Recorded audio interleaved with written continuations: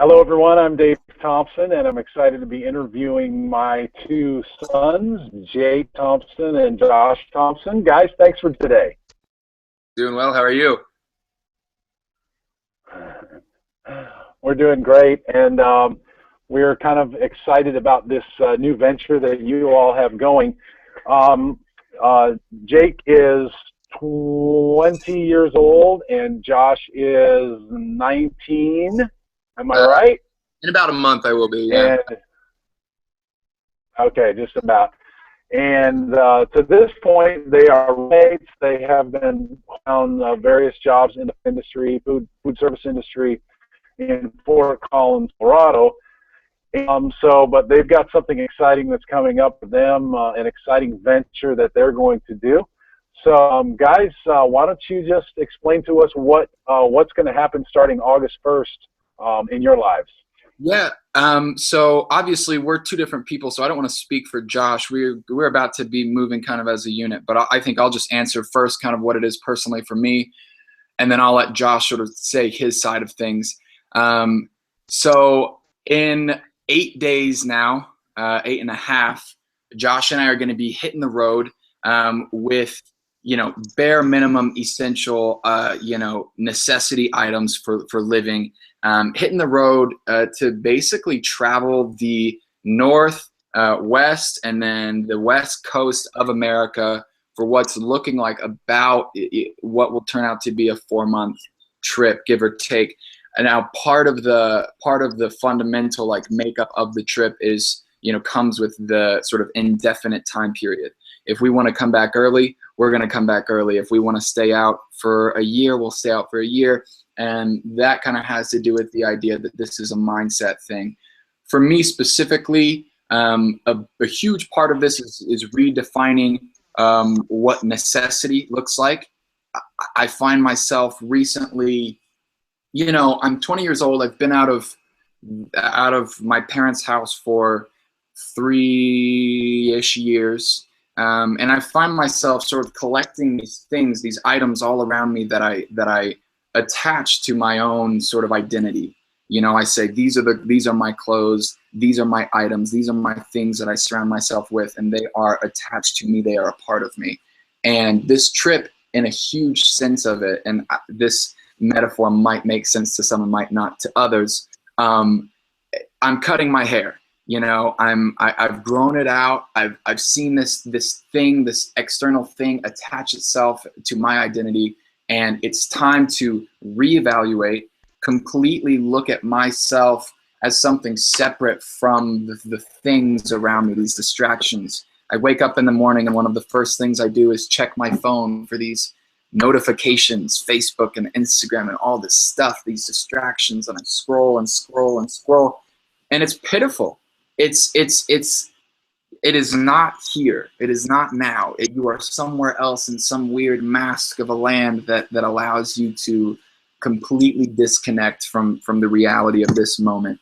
And learning how to have a mindset that changes that.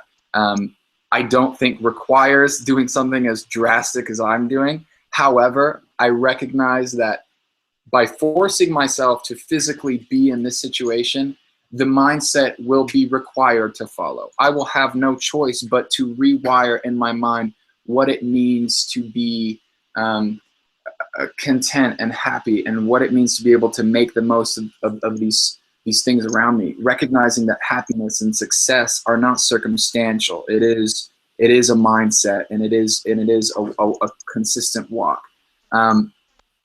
I guess that's kind of a good nutshell for at least a good portion of the motivations that I'm personally doing this. Josh will have something else to say. Would you like me to just go ahead and go into it, or did you want to? Josh, well, your sort of just like Jake did, what you hope to do, but I think it might be interesting, to establish you all are working right now, and you grabbing a couple. You're basically going to be hitchhiking, right? Like, so is this just and share, Well, and then I'll follow up maybe with some more questions. right. Yeah, Jacob put it pretty well, and that does kind of get the gist of it. For me, it's really important to be breaking down inner barriers and outer barriers, and letting the outer represent the inner. You know, let not get lost in mundane life, because it's really easy to, and it starts to be desensitizing. So as far as motivation, it's kind of just to feel something again, because after like just a few years of just going to work and just clocking in and clocking out and clocking in and clocking out, you just don't feel things as much. So for me, it's kind of a chance to just put trust in the outer reality and be like, I'm letting go of the idea of control that I have, trying not to have expectations, because obviously I haven't done this yet, so I don't know what it's going to look like. But just basically trying to establish a new life, like a mindset for life, you know, a way I'm living it, open to meeting new people, open to interacting, giving people the opportunity to be nice is a big thing that I've been trying to allow myself to do with hitchhiking, because I sometimes feel like if I'm just asking for money and asking for rides, like how can I kind of justify that without contributing? But it kind of made sense for me to think of it like giving is one of the best gifts, even though it's kind of cliche. Allowing people the opportunity to be actively generous and actively nice is just as good for me and for them. So I feel like it's going to be just a different type of commerce, and it's going to be a different type of mutual gain between people. And I think it's just maybe a new idea or way to do that isn't based around monetary value, you know. And I think that's going to be healthy for both sides. And by the way, to answer sort of the more technical, like semantic side of what this is going to look like, you were kind enough, my parents were kind enough to send us really, really powerful dry nutrition to make sure that in those moments when we don't have food or when we need something, we're going to have what we what we need. And we thank Isogenics for making that product for us, because that is literally like awesome as far as feeding ourselves. After that, you know, I'm going to have a guitar. We're going to be going to cities and playing music and busking as an attempt to make money to buy an 89-cent can of beans, whatever. We're going to be asking people for rides to travel north and then west and then south down the coast. We're going to be camping out. We don't have a tent. We've got sleeping bags, really good sleeping covers in case the rain and things like that. I'm going to talk to him about potentially getting a second hammock and bringing it. Do you want to get a second hammock? You know, just in case, you know, we want to do that. So, I mean, it's kind of this really fine line between like we're like going out and camping, and we're kind of like finding a new home everywhere we go. So it's not quite, you know, we're like backpacking through the Grand Canyon and we're doing this all on our own.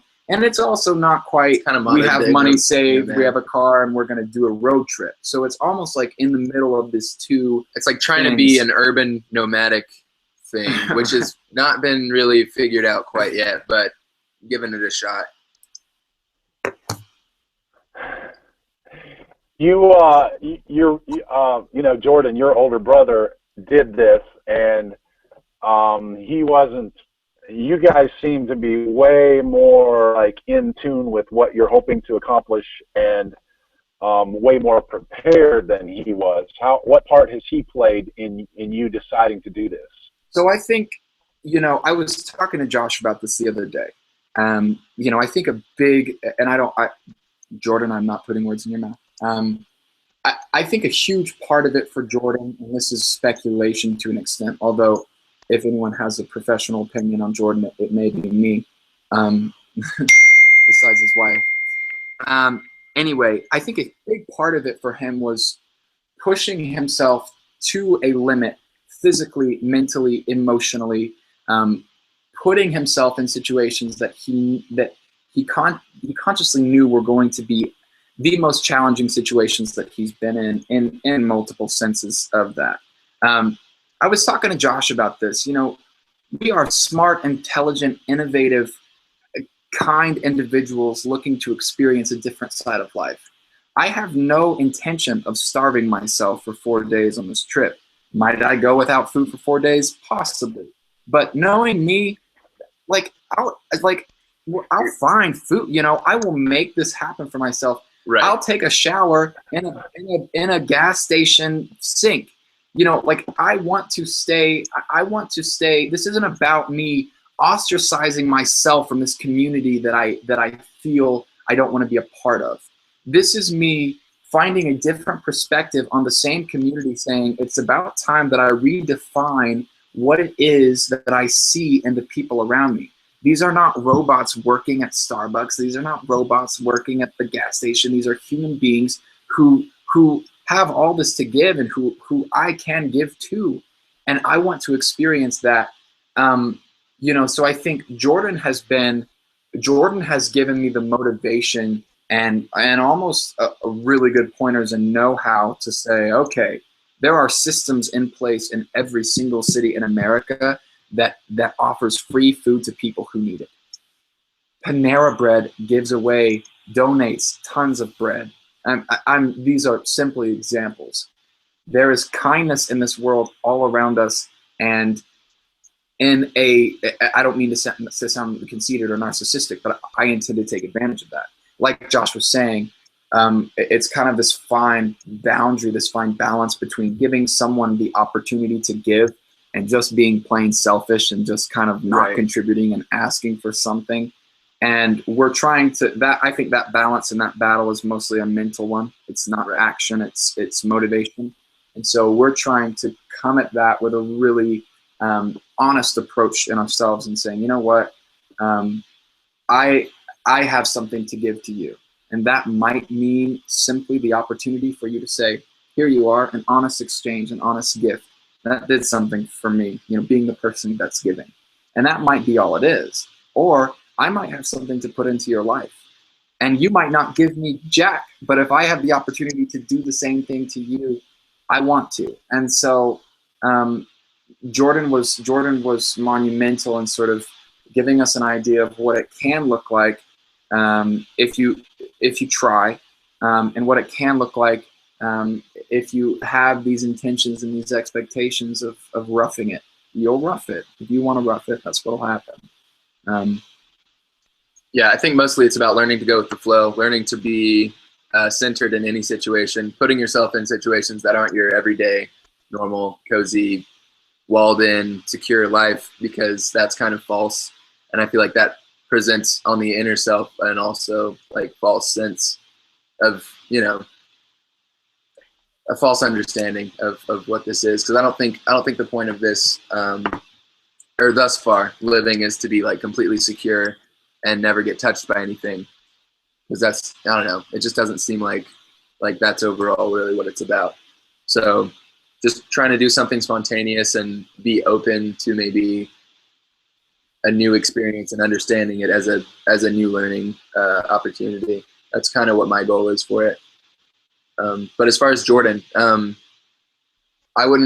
was basically the founder, the idea, like this even being on the mental plane is probably because he's already done it. So that's definitely helped a lot, but I think our trip is going to be a lot different than maybe he would expect it to be, just because we're different people, and we're going to handle situations a little differently, and that's going to present, you know, different avenues for sure. But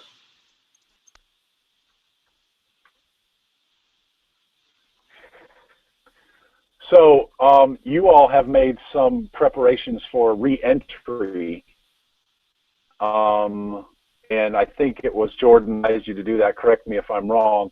We don't have to go into too much detail, but what are those preparations? Is it strictly financial, or I mean, what does that look like? I would say almost solely monetary.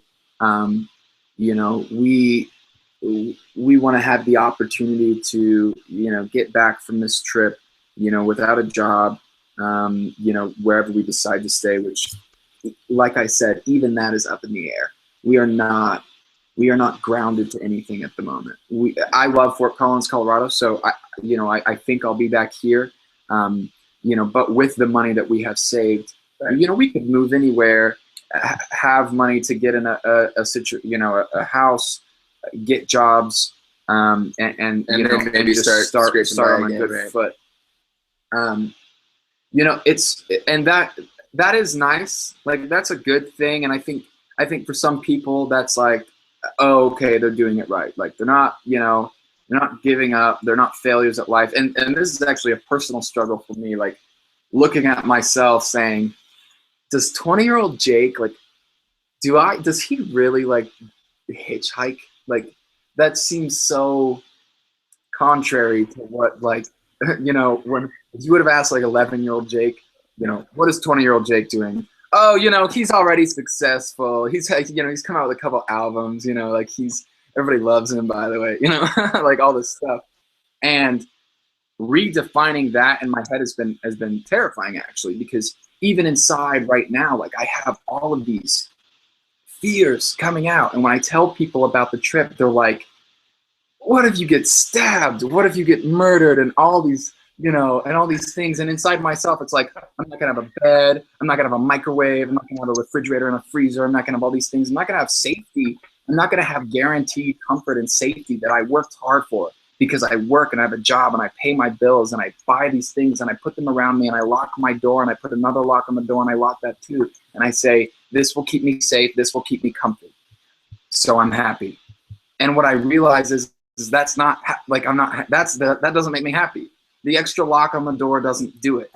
The car doesn't do it. These things around me aren't doing it. Could I be happy with those things? Well, I hope so, because I love having a car. I love having a bed. I love having locks on my doors and all these things. But I have to recognize, and recognizing it is hard. And sometimes to recognize, you have to just force yourself to do that. And that's what we're doing. I'm recognizing physically, mentally, emotionally, that this is not the thing that is important. Redefine the perspective of what is valuable. What's valuable to me is the people that I meet and the connections that I have and the things that I learn through the experiences that I have.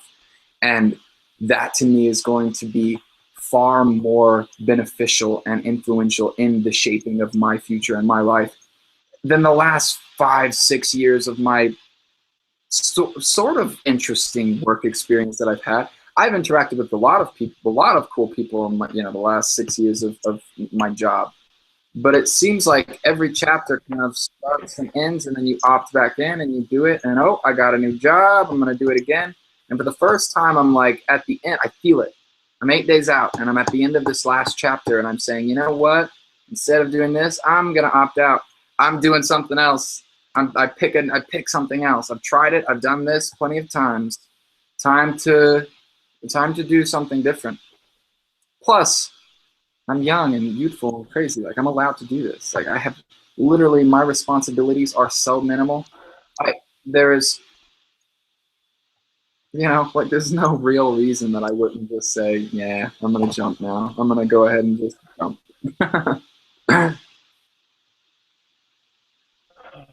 Hey, Josh, I know that you particularly, you read after, teachers, people over the years who have, put together, have had students and have had some wisdom to share. It seems like, are you aware of any teachers that you follow, at least, who have sort of as a model where, they tried not to get really super settled in and super connected materialistically to this world? And you may tell me, no, I don't know of anybody. I don't know. Just I know that Siddhartha, before he became Buddha, had to leave his wife he had to do the whole nomadic thing because he could tell that he was attached and then it wasn't going to be good for his enlightenment in the long run. So that was one thing. I know Jesus had some people leave their jobs and start living the life of like faith or abundance instead of scarcity. So I think not being attached to the material world and putting up your treasures in heaven where nothing can affect it is definitely got some truth there, and it rings true to me. So I think actually making myself do it and making sure that I'm really not attached to anything is going to be really helpful, so that my ego can't play those games and be like, yeah, you're not attached, man. Just stay where you're at. You don't need to go off and do a thing. You're good and unattached right where you're at. So I think just, making sure for myself that I'm not really just playing in the labyrinths of my mind, that I'm like, I want to really be changing. I really want to be learning and growing from the experience around me. And I think that that's definitely available to anybody. So I just want to make sure I'm the most prepared to do that. And I think that teachers and wise people have definitely offered up the same advice to the everyday working man. So I think it should be pretty beneficial. So two final questions. Number one, when you get back from the trip, can we do a follow-up interview and you can share experiences? Number two, do you have your backpacks there that we can see what they look like? Yeah, let me grab them. 1 second. You guys can talk about some of this in your room. Yeah, well, my backpack. Oh man, I'm a mess at the moment.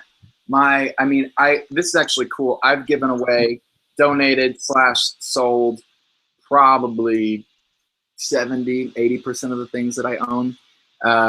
Really, like, it's all going, it's all leaving, and part of it is so difficult, like I said, because it's attached to my identity of who I am.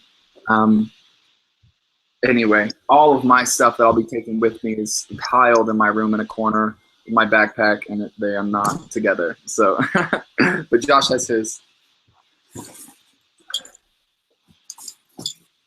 Does Josh already have? Oh, there it is. There it is. Pretty sweet. Say something so the camera switches back to you guys. Okay. Oh, right. Yeah. Yeah. So this is the backpack. We actually went to an Army surplus store in Denver and got this at a pretty good price. So we were really happy to make it happen. Yeah, this thing's like 3 feet tall, about a foot wide. How much do you think it weighs? It would probably, well, once it's fully packed with water and whatnot, it'll probably be like 30. 40. I bet it'll be like around 50 pounds possibly.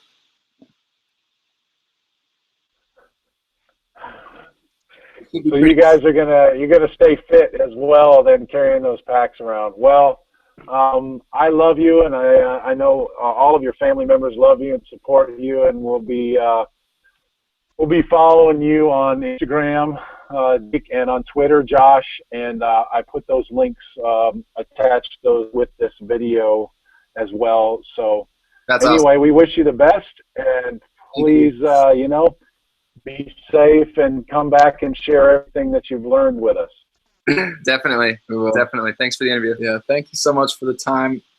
We will see you soon. Okay.